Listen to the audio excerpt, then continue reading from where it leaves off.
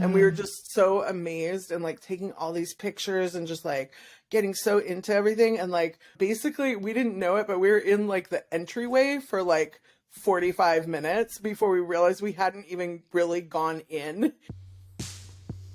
We're dreaming the world to come, spiraling in time, dreaming alive, dreaming alive, dreaming the world to come, dreaming alive, dreaming alive, can you hear our song? Hi, I'm Nomy. I'm Rebekah. And this is dreaming the world to come. This is Dreaming the World to Come, a project where we reimagine time and the ways that we relate to it, aligning with ancestral Jewish traditions and honoring the diverse voices and experiences of the diaspora, past, present, and future, and the magnificent humans who have been dreaming of a just world for millennia. Nomy and I are both queer, non-binary, white disabled Jews and Hebrew priestesses or priestixes. We live in the Pacific Northwest on Squaxin Land, also known as the Stichos Village, known colonially as Olympia, Washington. In addition to this podcast, we create a planner that combines Hebrew, Gregorian, and moon calendars. And this year's is called Indwelling Dreams of Olam Haba.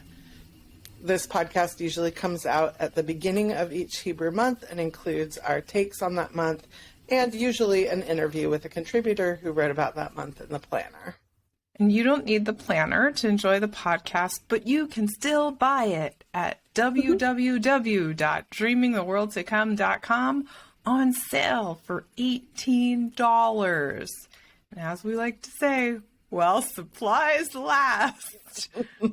They live in the rafters of Rebekah's house. And, yes.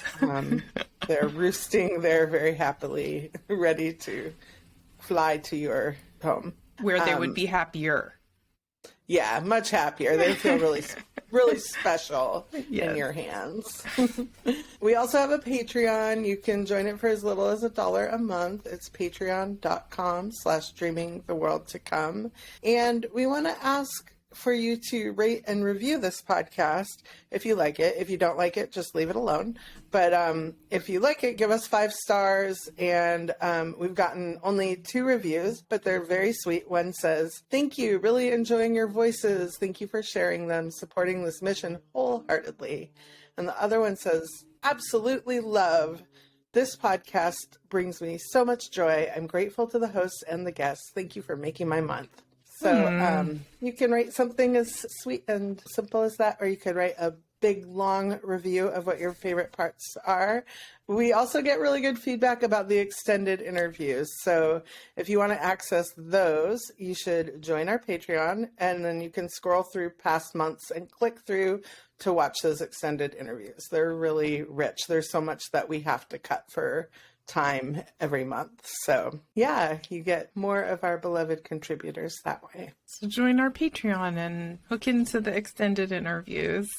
I feel like we're creating kind of a encyclopedia of Jewish resources that you can't actually find hardly anywhere else unless you did like really extensive research in some cases. I mean, speaking of which, if you go to our website, dreamingtheworldtocome.com, and click on resources, there's like so much information there from over the years that we've compiled. And if you have questions, if you're like, I don't know, what's this Netivot thing? Which holidays are coming up? Or lots of different questions that you might have. There's information on our website about. And a lot of the things that we talk about briefly, you can learn about in more depth that way. And also, if you haven't really looked through our show notes each month, There's a lot of information there too, and it's slightly abbreviated for the audio version, but if you go to the YouTube, they're even more fleshed out. And so if you're listening and there's a word that's used in the podcast that you don't know, it's probably defined in the show notes. And we also put links to different people's projects. And yeah, we are excited about sharing the information that we find meaningful. So thank you so much. Welcome, Iyar. We are now in the Hebrew month of Iyar, the time of counting the Omer, which we'll talk about a lot in this podcast. And this month we don't have a guest with us, so you'll just get Nomy and I for the month, but our contributor for the planner is Erika Davis, and we just want to give a shout out to her and her work because she's an amazing childbirth education and postpartum educator and doula, birth worker, and she's also a yoga instructor, a gardener, a parent, and she lives nearby us, a little bit north of here, and offers her services to this area and beyond, online and in-person classes and education. And particularly, she focuses on celebration and affirmation of Black and queer families and people, which I got that from her website, that line. And she's so down to earth and sharing of herself and her journey as a parent and her fertility journey. And she also has an awesome Patreon, which I would recommend supporting and following, where she does a lot of education around racism and yeah, just wanting to shout out Erika and all of her work and appreciating her in our community. And she wasn't up for being interviewed. We were in communication and didn't know if it was going to happen, and then didn't work out another person. And we actually were like, you know what, this is this month of kind of pause and wait. And so let's simplify a little. So she invited us to pause in her writing actually about the month too. Yeah, exactly. So I'm definitely missing the opportunity to have this conversation with her, because that's something I've just been enjoying so much, having these deep conversations with our contributors. And we are in community and we'll definitely have many conversations. So this gives us an opportunity to really focus more on our ongoing conversation about our spirituality and the cycles of time. But I do want to share a excerpt from Erika's piece that she wrote, which is called Iyar, Sacred Pause. The month of Iyar is sandwiched between two major holidays, Pesach and Shavuot. Counting the Omer gives us an opportunity to mark this passing of time, and Pesach Sheni gives us an opportunity at second chances, but it can seem like we're just biding our time until the grandeur of receiving the Torah on Shavuot. This time of waiting is reminiscent of the space a midwife holds at birth. Some of my favorite, and I would argue the best midwives, know that the magic happens in the waiting. That undisturbed, in-between time is when a birthing person is in labor and progressing, leaning on their support team, and also often turning inward and paying attention to the power of their bodies. Those midwives are often unseen and unheard, in the corner of a darkened room, offering an occasional word of encouragement, but mostly silent, with the realization that the best support is offered in the holding of space, in the waiting. Beautiful. Yeah. I think about those words often, just the way that holding space for someone is such a deep offering. Do you have any other thoughts about sacred pause in this moment? Yeah, I was pausing and reflecting on how counting the Omer is a period of pause. Mm-hmm. And this time between Passover and Shavuot, Passover, the holiday of liberation, and Shavuot, the holiday of revelation. And it's waiting for the grains to grow. And this way that the waiting and the pause is a place for new life and creativity to emerge. My nephew was visiting this last week, he was 12, and I said to him a few times, it's really good to be bored sometimes. And that when you're bored, it's like you're making space for what's next that's going to emerge. It's a place for your imagination to incubate. And in order to receive a revelation, you need that space. Yeah. I've been thinking about the ways that time is like, can't quite be pinpointed. Like, I've just been thinking about that because every day of the Omer has a specific theme and energy to it. And I'm definitely experiencing those nuances. And I always kind of feel like, oh, I missed it. Or like, Jewish practice gives us so many opportunities to mark time in very specific ways. And there's some things that are big, like, well, I know I did Passover because I went to 2 Seders. So that was Passover. I did it. I ate matzah. And even so, there's like these 8 days of Passover. And I don't know, just the timing is like, it's not exact. Life isn't like boop, boop, boop, click, click, click, you know? And so when I'm counting the Omer, I'm like, okay, like right now as we're talking, the actual day is Chesed Shebegevura, and that is essence. And there's a way that I'm like, oh yeah, I feel my essence in this moment. And also a way that I feel like tomorrow I might feel it more. And it will have been because I put a little bit of focus on it, and that allowed it to kind of like integrate. And then I'll have more awareness of it tomorrow. So even though today is the day, actually now I'm remembering, like, I've heard this talked about how we have these holidays that are like the essence of certain energies, but that actually just opens that portal so that it can exist throughout the whole year. Like the energy of Pesach and liberation doesn't just exist in that one moment. We like open it up, and then that allows it to pour out into the rest of the year. Yeah. Yeah, and the way that we prepare for holidays too, that preparation for something allows there to be more attention and consciousness of what it is when it's happening.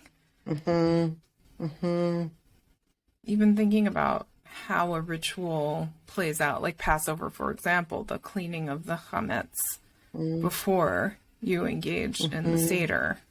And even on Shabbat every week, cleaning your house, if you do that, and getting prepared to rest, making it sacred through the preparation. So for folks, you know, I teach this Omer Oracle class that we meet weekly and kind of go through each of the Sefirot, which are the emanations of the divine on the Kabbalistic tree of life.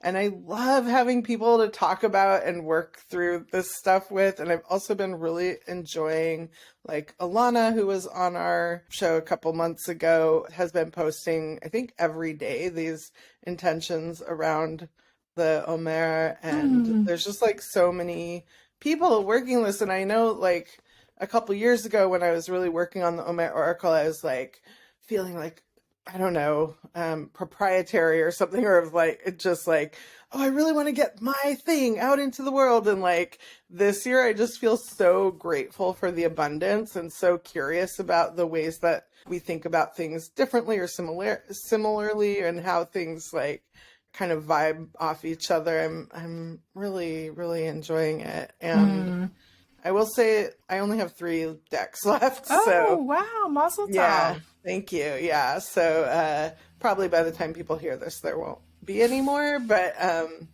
if we get enough interest, we'll reprint next year. We'll see. It's really nice to have the deck and pull a card every day. I just really love that practice. I do too. I really appreciate, we just keep it on the coffee table in the living room, and in the evening pull a card and see how it grows every day. It's a really nice resource. I never counted the Omer before a few years ago when you put out your deck, and it really has helped me build this practice.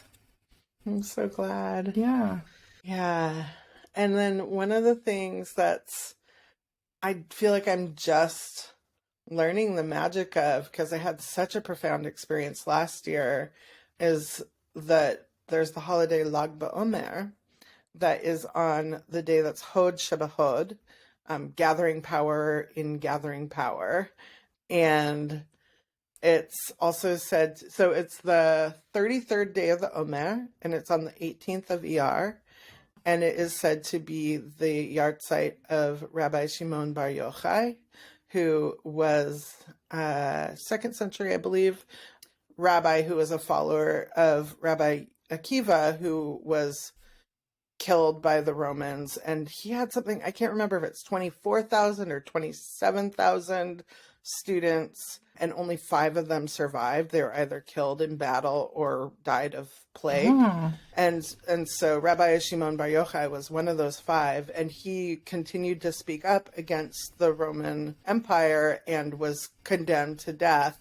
And when he learned, or maybe it wasn't even he learned, but just at the moment that he was condemned, it is said that his bed lifted up and flew him and his son Eleazar to a cave. Oh, I didn't know that part about the bed lifting and flying. I just found that this year, yeah. So it reminds me of, what's that movie, Bed Knobs and Broomsticks with Angela Lansbury, where they travel around on a flying bed.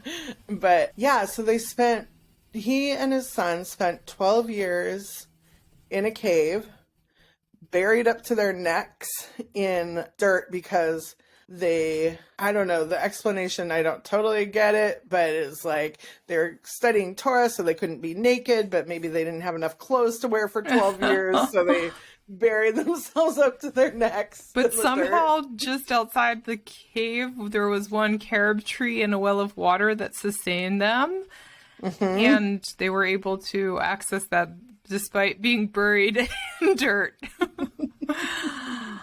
It's so wild. It's very mythological. Yeah.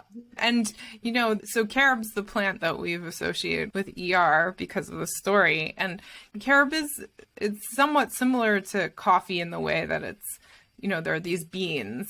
And the pods need to soak in water for a period of time in order for them to be edible and to remove them from the pod. So it's kind of cool that there was the well and the carob tree together.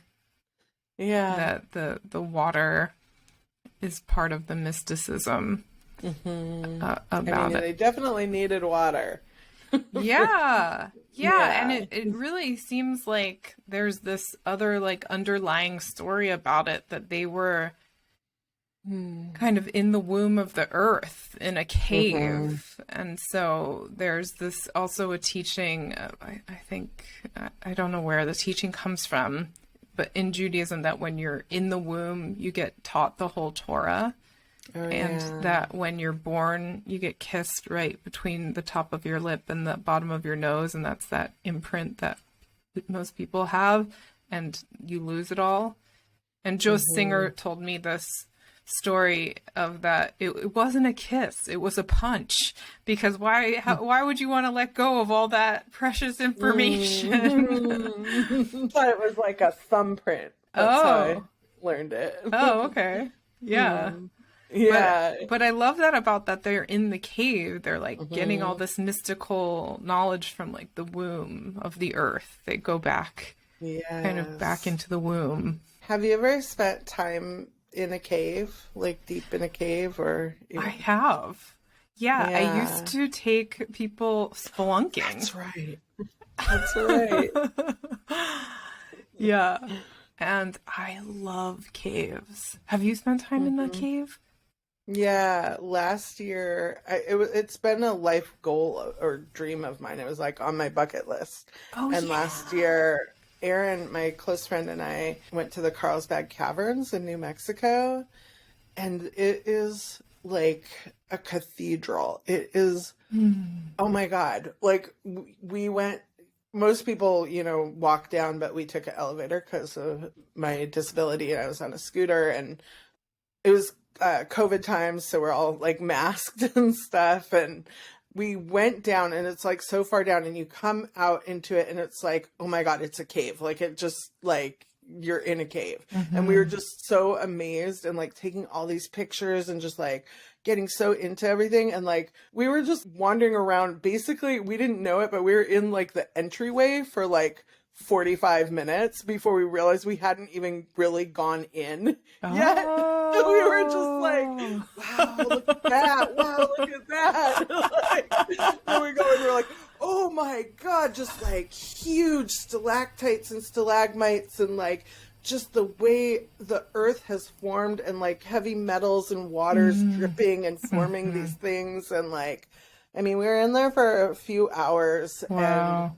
And the thing, it was, I will say for one thing, my body felt like, oh, finally. Like there was just like something of like, I've always wanted this feeling of like being so deep inside the earth in that way. And then the other thing that was so cool was that like every person was having a mystical experience. And Oh, wow. I was like overhearing other people, and it's just, whoever normies on their family vacation being like, oh, look at those angels up there. Yeah, those angels are protecting us. Like, and they're talking about, just shapes in the cave walls. And then somebody else, old man coming by and like, oh, this is where all the babies are born. And it's like this like weird elf looking fairyland. And like, Cool. just every person was telling stories about what they were seeing in the cave. Oh, I love that. So I don't know if Shimon Bar Yochai's experience was anything like that, but I can imagine 12 years in a cave, you're going to get really tripped out. He was like a very, very powerful mystical teacher. Yeah. It's been a really long time since I've been in a cave, but I went in a lot.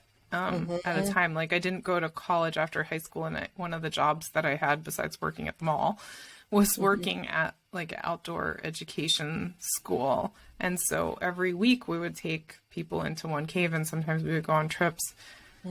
There would be people who were scared, but then when we got in there, people kind of lost their fear.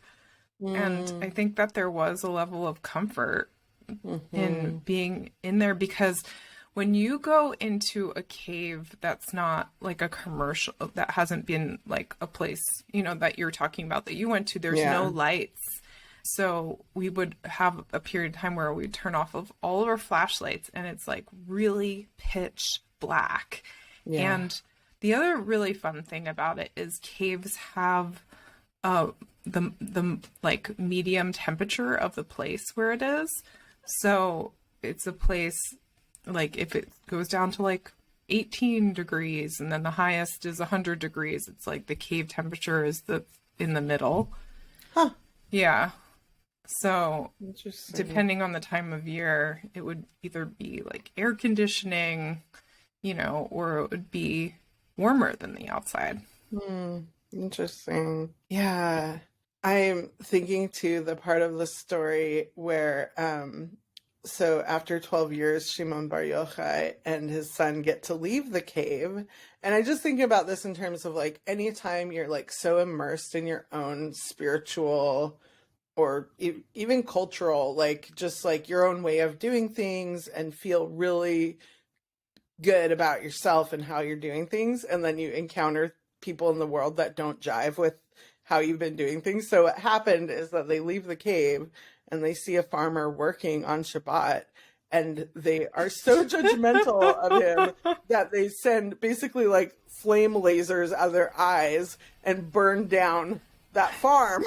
Which, this is one time I was doing like a shadow workshop with Jill Hammer, and I was talking about my own judgmentalism, and she was like, oh, that reminds me of Shimon Bar Yochai, and so my shadow self was named Shimona. Like burning people with my eyes, with my judgments. That's awesome. But yeah, so then God made them go back in the cave for another year and be like, no, you don't quite have it right. Yeah, kind of like disengage laser fire eyes.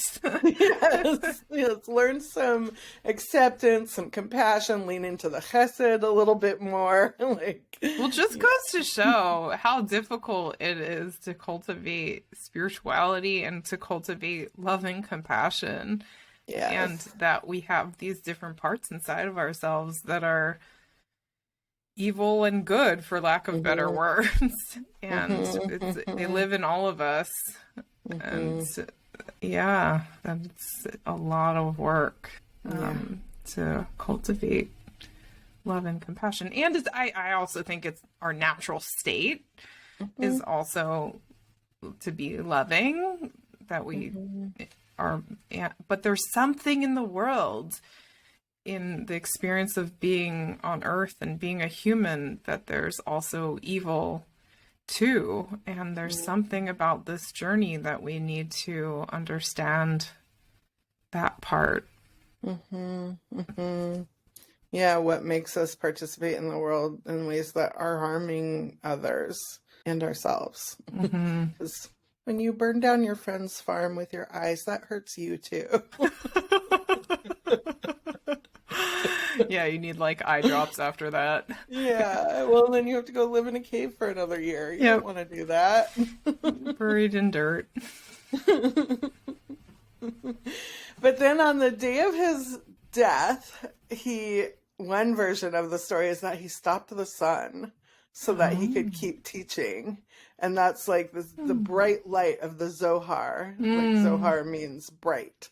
And was like shining through him, and like the sun was just like staying, and he's said to have just like taught and taught and taught all of these amazing mystical things. And then he died. And so that day, Lag BaOmer, is like this huge day that all these people make pilgrimage to his grave location, which is called Hilula, to visit a grave of a holy person. And I think I read that like 600,000 people a year go make Hilula to... It looks scary. I've seen videos. It's shared a mostly video in your Orthodox class. Men going. It's all Orthodox men. It's all Orthodox men. But maybe it's not all Orthodox men. There's probably women and other people there too. But the video that I saw that I shared in your class was of like just the sea of Orthodox men and boys, just like they're in a mosh pit. They're just like jumping, singing. There's this huge bonfire. Like, it looks rad, but also I don't want to be there. Yeah, totally. And I feel like it's really like wrapped up in Zionism. But I want to just share for people who are listening, the Zohar that Nomy was talking about is the kabbalistic teachings, the teachings of the Kabbalah. So Shimon Bar Yochai is attributed to much of the teachings of the Kabbalah. Yeah.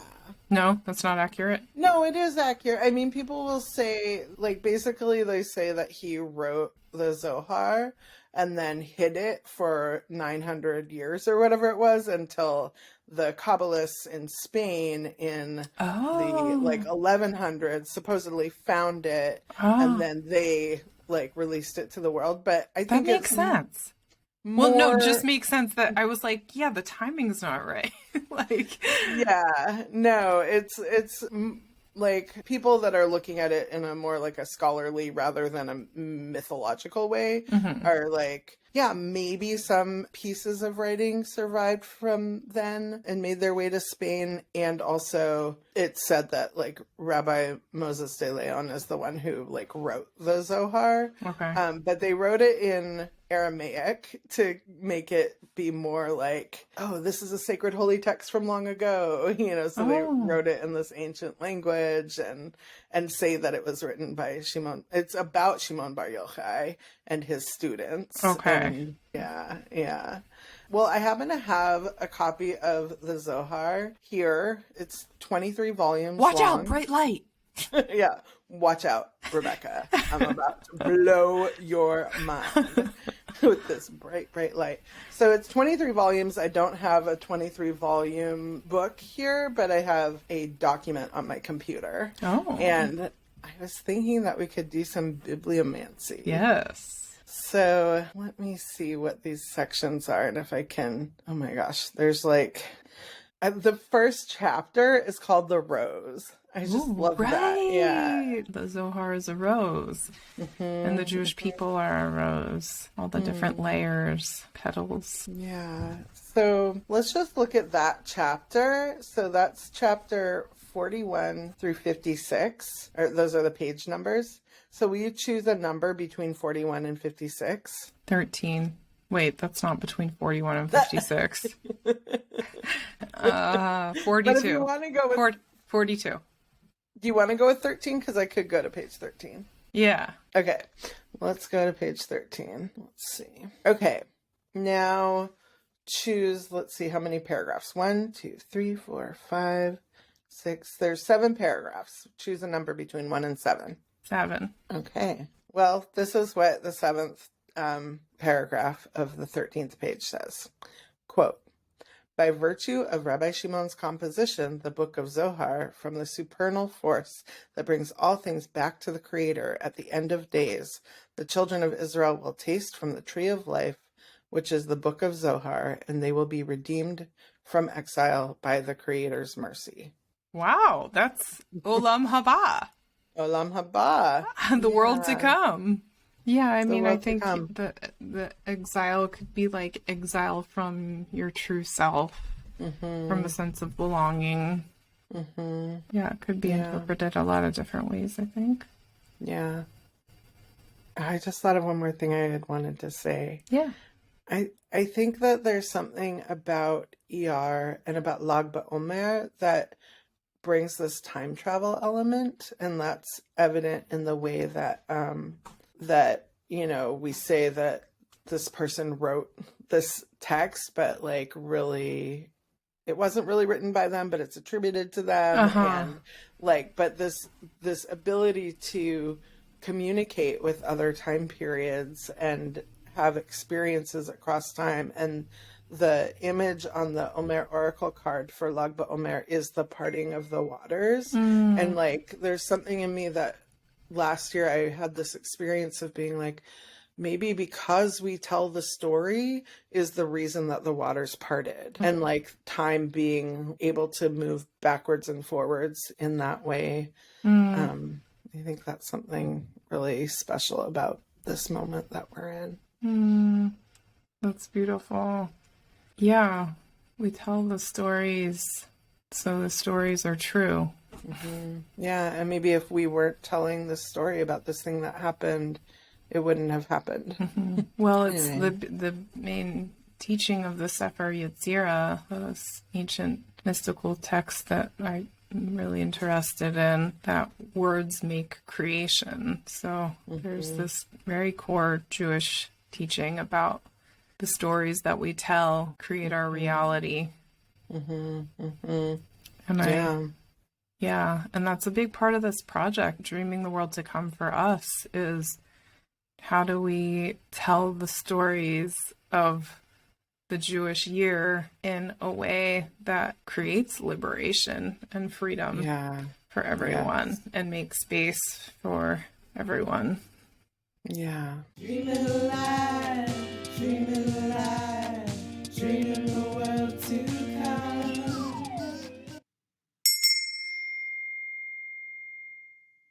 Welcome to the Carib meditation for the month of Iyar. This meditation is focusing on pause and pleasure. As we've been talking about on the podcast, Iyar is a time to pause and grow our spiritual world. And it also contains the holiday of Omer, which is a day amidst the pause to experience pleasure. So let's feel into those sensations in our body. Taking some breaths in and out.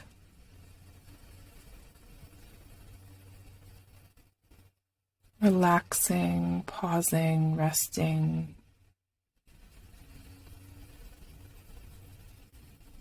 Feeling the pleasure of breathing in air and breathing out. Noticing, watching the in and out, traveling with the breath.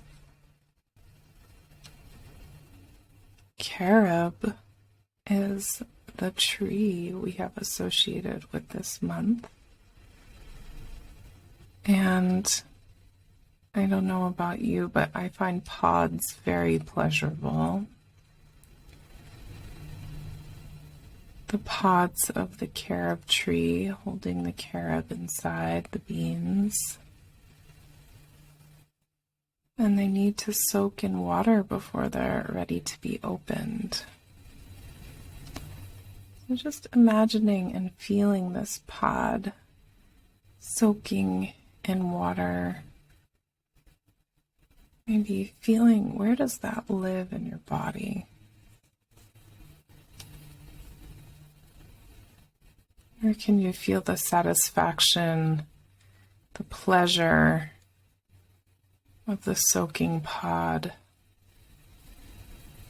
Where can you feel a loosening, letting water do what our hands cannot, opening, loosening, just allowing.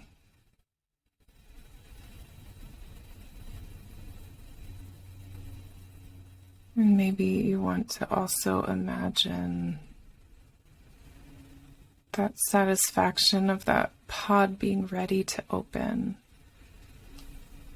And then the ease after the soaking with which the beans can easily emerge and become sustenance for your body, your senses.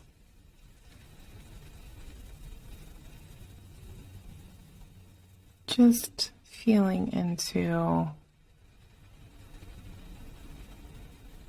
the pleasure, the pause, the soaking, the ease. Thank you, Carob.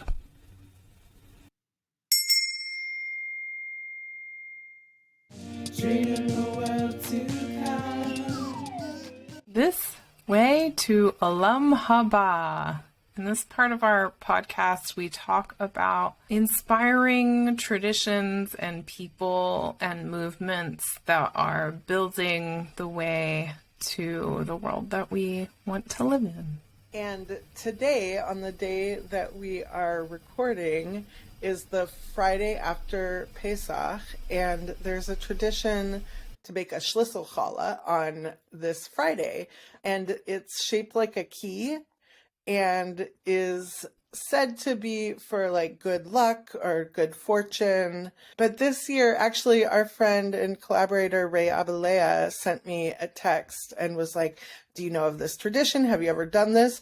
We should bring this into, or like recontextualize it as a practice of solidarity with our Palestinian kin, who keys are such this core piece of the quest for liberation in Palestinian community and culture. And often you'll see like people holding the keys of the houses that they were forced to evacuate as a symbol of one day returning. And so I have a schlitzel challah that's about to go in the oven. I'm going to go put it in the oven in a few minutes. And I'm so excited to have that be a part of my practice and hopefully lots of other people's practice, that as we are celebrating this liberation, or wrapping up the celebration of liberation of Passover, that we're also really honoring the liberation of all of our people and that collective liberation. Yeah. And tying our traditions to make them meaningful for others' liberation as well. Yeah. So beautiful. Yeah. And while people are listening to this, like during Iyar, one of the weeks of the Omer is the week of Netzach, which in the Omer oracle is associated with collective liberation and keys also. So yeah, honoring the keys of collective liberation and our ability to free each other and free ourselves, like open those cages and let everyone be free. Telling the story of everyone being free, and telling the story here that this challah, this key schlitzel challah, is a symbol that Palestinians get to return home, which is a form of land back, and that our rituals are in solidarity with their freedom. Yes, amen, amen. Ken Yehi Ratzon. So just a couple of announcements before we wrap up this episode. Again, you can join our Patreon. It's so helpful to us. I don't know if you've noticed that we've been having a little bit of a rough time the past few months. You might have seen there's fluctuation in the dates that we're releasing things and getting the ASL stuff out and having the financial support to be able to make this podcast is a big deal, and it would be very, very helpful to us. So if you can join our Patreon, or actually if you know of any grants that you think we should apply for, that or other funding sources, that would be so helpful for us, because we're really doing a lot with very little right now. And then rate and review the podcast so people can learn about it. We have, a few hundred people that are listening, and we would love to reach more and more people because we really believe in this work. And then speaking of wanting to reach more people, Rebekah has some amazing work to share with you all. Yeah, I've been teaching this Jewish magic, healing, and art series for, I think, a few years now. And I don't have any plans to teach it again in person or live on Zoom. But what I did do was I created a self-paced course. So it has a bunch of guest teachers and my own teachings about Jewish magic. And I also created this ritual box that goes with the class that has all these goodies in it. Herbs and plants and a engraved mirror and clay for making an incantation bowl and a beautiful bottle for making anointing oil. And so it's so awesome. I really want people to sign up for it, because I took the class and got the ritual box, and it was so fun to have all of those materials provided and just be able to follow along and do the activities at home. And that mirror is gorgeous, and it's like the centerpiece of my altar now. Highly recommend. Yeah. And if you need a discount on the course, I can't do discounts on the ritual box, but if you need a discount on the course, then send me an email and I'm happy to work with you on it. Thank you so much for that offering, Rebekah. Yes. Thank you to everyone for joining us for this Iyar episode. And next month we will be partying down with all of you at Sinai for Shavuot. Woo-hoo. Enjoy your month of pause. Amen. What wondrous love is this, oh my soul, oh my soul. What wondrous love is this, O my soul? What wondrous love is this from deep and dark abyss? She calls into my heart, O my soul, O my soul. She calls into my heart, O my soul. And when in death I'm free, I'll sing on, I'll sing on. And when in death I'm free, I'll sing on. And when in death I'm free, I'll sing and joyful be. And through eternity I'll sing on, I'll sing on. And through eternity I'll sing on. What wondrous love is this, oh my soul, oh my soul. What wondrous love is this, oh my soul. What wondrous love is this from deep and dark abyss? She calls into my heart, oh my soul, oh my soul. She calls into my heart, oh my soul.